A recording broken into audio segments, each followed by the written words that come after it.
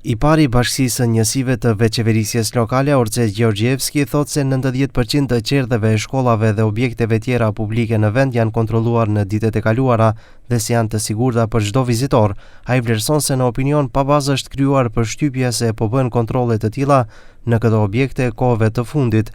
Premtoi se këto ditë në opinion do të publikohen të dhëna se sa objekte të tilla ka në çdo komunë dhe sa kontrolle janë kryer deri më 31 dhjetor të vitit 2024, që të shihet se cila komunë ka qenë më e përditësuar në të kaluarën. Kontrollet e jashtëzakonshme kanë qenë nga më shumë sektor.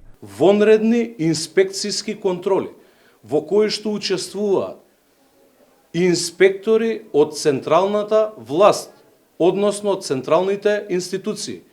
Ние немаме надлежност да го провериме ПП апаратот во дадено училиште, но за тоа има надлежност инспекторот од ДЗС, кој што присуствува заедно со инспекцијата од општината во сите училишта и према тоа се изготвува записник за состојбата која што таму ја затекнале.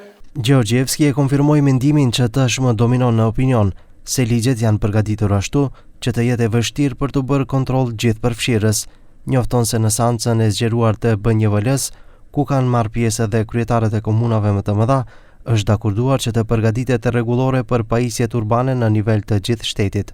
Комисијата, односно телото, кое што е задолжено од денес за изготвување на таа програма и правилник, дека потребно и законска интервенција за да бидеме унифицирани на републичко ниво, ние тоа од законодавецот ќе го побараме.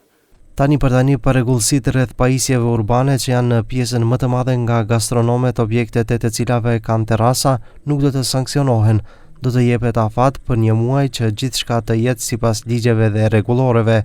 Janë paralajmëruar kontrolle edhe në ndërtesa, por nga BNJVL thonë se këtu kanë shumë kufizime ligjore dhe njerëzore, për shkak se në nivel lokal mungojnë së paku 40 inspektor ndërtimor, ndërsa pothuajse nuk ka fare inspektor për banim, por një pjesë prej gjendjeve reale varet edhe nga vetë qytetarët, të cilët me sjelljen e tyre i lënë hidrantët pa zor ose i mbyllin shkallët kundër zjarrit.